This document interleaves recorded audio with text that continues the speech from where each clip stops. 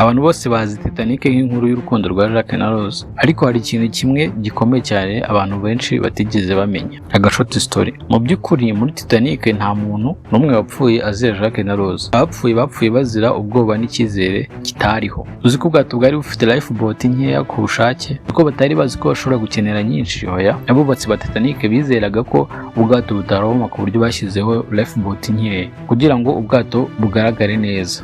Igihe Titanic yatangiraga kurohama, lifeboats nyinshi zagiye zituzuye.